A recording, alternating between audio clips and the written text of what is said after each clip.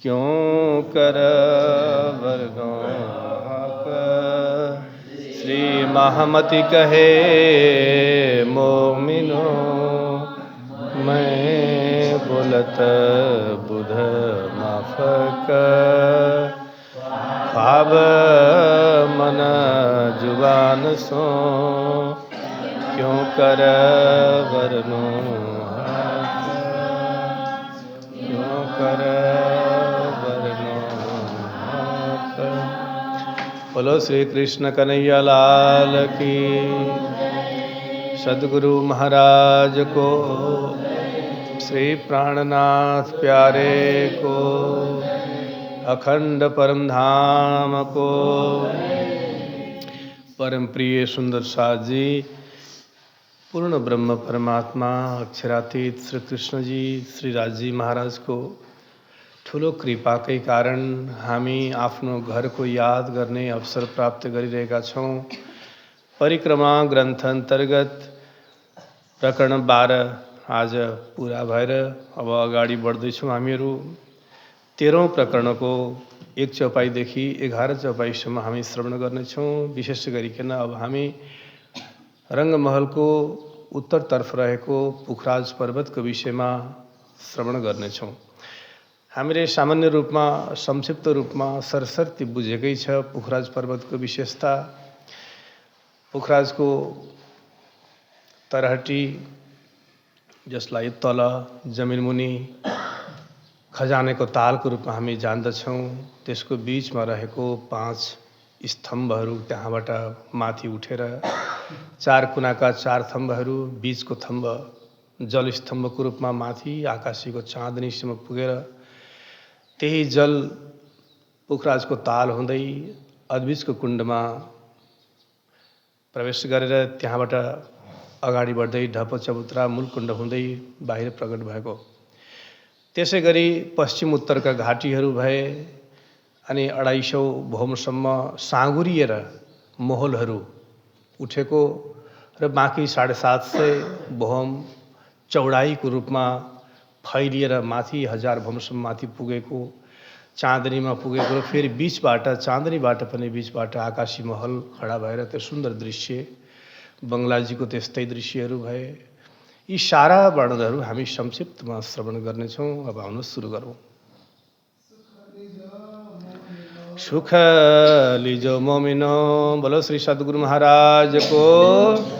हे मेरा दिव्य घर परमधाम का ब्रह्मात्मा सुन्दर साजी, त्यो आफ्नो घर परमधाम को आनन्द अनुभव गर्नुहोस्। पहाड मोहल के आराम, पहाड पर्वत जस्तो लाग्ने पुखराज पर्वत हेर्दाखेरि यति विशाल छ, यसलाई नाम के दिनु त? त्यसो भए संसारको नाम के दिँदाखेरि, बुझाउन खोज्दाखेरि विशाल पर्वत जस्तो लाग्ने त्यहाँका मोहलहरू, त्यो अत्यन्तै आरामदायक आनन्ददायक स्थानको आनन्द लिनुहोस्। परमधाम के कायम, यो परमधाम दिव्य घर परमधामको नित्य रूपमा कायम अर्थात् अखण्ड रूपमा प्राप्त भइरहने आनन्द हो। निषदिन यही ताम, ताम भनेको आहार, हाम्रो आत्माको आहार नै यही हो। दिन रात, रात दिन हामी यही आत्माको आहार ग्रहण गर्दछौँ। हौज जोए अर्स जिमिए, सद्गुरु महाराजले पहिले नै हामीलाई वर्णन गरेर सुनाउनु भएको थियो। महामतिजी भन्दै हुनुहुन्छ, मेरा प्राण प्रियतम सद्गुरुले यी सारा कुराहरू श्रवण गराउनु भयो, सुनाउनु भएको छ कि परमधामको भूमि अर्स जिमी, परमधामको भूमिका जुन हौज कौशर छ त्यहाँको जमुनाजी छ, यसको विशेषताहरू सबै हामीले सद्गुरुबाट सुनेका छौँ।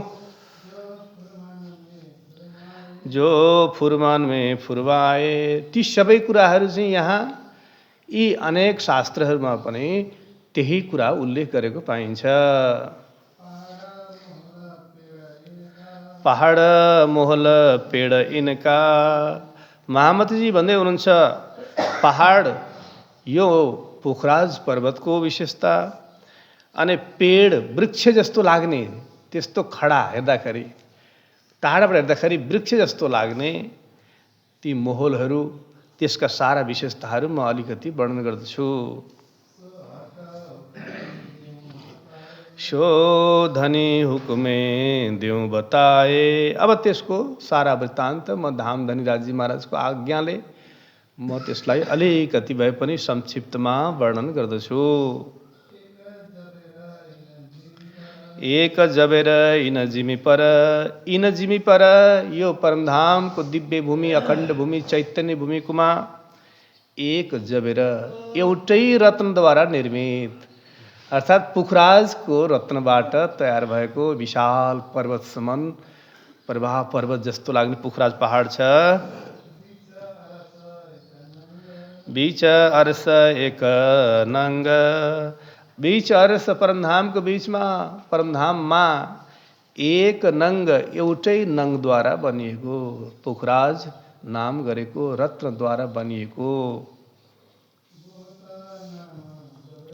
बहुत नाम जबेरों के, यहाँ रत्नहरू त अनेकौं छन्, रत्नहरूका अनेक नामहरू छन्। संसारको जस्तो नाशमान होइन, परमधामको दिव्य रत्नहरू अनेक छन्।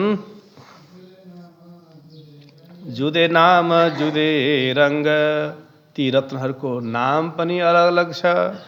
जुदे रंग, त्यसका रंगहरू पनि अलग अलग छन्। सो बडा पहाड एक नंगका, तो अब त्यो चाहिँ बडा पहाड, विशाल पर्वत जस्तो लाग्ने पुखराज पर्वतको शोभा एक नंगका, एउटै जबेर पुखराजबाट बनेको छ। तिनमे कई मोहलात, कैयौं मोहलहरू छन् त्यहाँ। चौडा ऊँचा तेजमे, चौडाई पनि त्यस्तै छ, उचाइ पनि त्यस्तै छ। तेज अर्थात् प्रकाशमान छ, चारैतर्फ उज्यालो प्रकाशित छ। क्यों कहूँ अर्श की बात, क्यों कहूँ कसरी वर्णन गरौँ अर्श की बात, किनभने यो त परमधामको कुरा हो, संसारको कुरा होइन, त्यसैले वर्णन गर्न असम्भव छ। गृद मोहल बराबर, वरिपरि, त्यो पर्वतको वरिपरि हेर्दाखेरि मोहलहरू सुन्दर रूपमा शोभायमान छन्, बराबर रूपमा वरिपरि। तरफ तले सङ्कडा, सङ्कडा भनेको साँगुरो, तल चाहिँ अघि नै भनियो जसरी बिस्तारै बङ्गलाजी तर्फबाट पनि, पश्चिम उत्तर घाटी तर्फबाट, सबैतिरबाट जुन प्रकारले मोहलहरूको शोभा देखिन्छ, त्यो साँघुरो हुँदै अनि चौडाई हुँदै मास्तिरसम्म पुगेर फैलिएको देखिन्छ। मोहल बढ्ते बराबर, अनि मास्तिर बढ्दै जाँदा चाहिँ अनि चौडाई फैलिँदै गएको छ। चढ्ते अति चौडा, जति जति हामी माथि चढ्दै जान्छौँ उति उति मोहलहरू चौडाइमा फैलिँदै फैलिँदै गएको छन्। गृदवाए फेर देखिए, अब त्यो पुखराज पर्वतको वरिपरिको दृश्य हेर्ने हो भनेदेखि आकाशन माए झलकार, त्यो सम्पूर्ण पर्वतबाट निस्केको तेज, त्यसको ज्योति, त्यसको प्रकाश, न माए झलकार, त्यसको ज्योति झलकार झलल्लाकार आकाशसम्म पनि अटाउँदैन, फैलिएको छ, व्याप्त भएको छ। मोहलाते सब नूर की, मोहलहरू सबै नै नूरै नूर, तेजै तेज, प्रकाशवान छन्। जुमा कहा कैसी विस्तार, यो संसारको जिब्रोले, यहाँको शब्दले कहा कैसी, के भन्न सकिन्छ, कति भन्न सकिन्छ र विस्तार पूर्वक त्यसलाई वर्णन गर्न कति सकिन्छ र। हरे पीले लाल उज्जल, अब त्यो पुखराज पर्वतको शोभा हेर्नुहोस् त, यस्तो लाग्दछ त्यो सुनको ज्योतिमा, स्वर्णको प्रकाशमा हरियो, पहेँलो, रातो, श्वेत रङको अनेक प्रकारको रङ बिरङ त्यसमा सजिएको देखिन्छ। सङ्ग श्रोवन नुरमान, श्रोवन भनेको स्वर्ण, स्वर्णको नूर अर्थात् तेज, प्रकाश, अमान अर्थात् असीमित, असीमित तेज स्वर्णको जुन प्रकाश छ त्यसमा हरियो, पहेँलो, रातो, सेतो अनेक प्रकारका रङहरू मिसिएर झन्झन झललाकार देखिन्छ। एक जबेर इन भोमका, यो भोमको परमधामको यो दिव्य भूमिको यसको पोखराज पर्वतको वर्णन जो एउटै जबेरबाट बनेको छ त्यो अद्वितीय लाग्दछ। भर्यो रोशन नूर आसमान, यसको नूर तेज प्रकाश आसमानसम्म व्याप्त छ, माथि पुगेको छ। कई विध के त मोहल हैं, यो पोखराज पर्वतमा कई विध के अनेक प्रकारका मोहलहरू त्यहाँ देखिन्छन्। सब रंग के त वन, अनि यहाँका वन, यहाँका उपवनहरू पनि अनेकौं रंगले रंगिएका सजिएका देखिन्छन्। कई जल धारे फुहारे, अनि यहाँका जुन जलका धाराहरू छन् त्यहाँ वन उपवनहरूमा भएका ती फुहारा, जलका फुहाराहरू छन्, त्यसको वर्णन असम्भव छ गर्नलाई, त्यति आनन्ददायक छन्। रसमेवे स्वाद सबन्न, ती वन उपवनका अनेक प्रकारका फल फूलहरूको जब हामी त्यहाँका रसले भरिएका स्वाद, अनेक स्वादले युक्त मेवाहरूको वर्णन कसरी गरौं। ए पर्वत इन भातका, हे सुन्दर शाहजी यो पोखराज पर्वत यस्तो प्रकारको देदीप्यमान शोभाले युक्त छ। नयनो निमख न छोड्या जाए, नयनो आँखाबाट निमख न छोड्या जाए, पलभरको लागि पनि आँखा हटाउन मन लाग्दैन, एकहोरो हेरेको हेरे त्यही नै डुबिरहन मन लाग्दछ।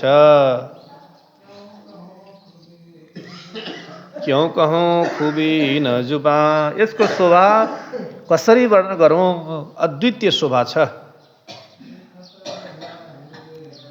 देखत रह्या हृदय भराए, देखत रह्या जति जति हेर्दै जाउँ उति उति हृदय भराए, यो आत्मा तृप्त हुँदै हुँदैन, जति गरौँ हेरौँ उति आत्मामा झन्झन झन्झन हेरौँ हेरौँ हेरौँ लाग्दछ, हृदय भरिएर आउँछ प्रेमले। उपर श्रोवन शिखर तले, अब माथि शिखरमा हेर्ने हो भने पोखराजको चाँदनी, पोखराजको चाँदनीको बीचबाट निस्केको आकाशी महल, माथि शिखरमा हेर्ने हो भने श्रोवन अर्थात् सुनको, स्वर्ण जडित जस्तो सुनको प्रकाशले युक्त जस्तो देखिन्छ।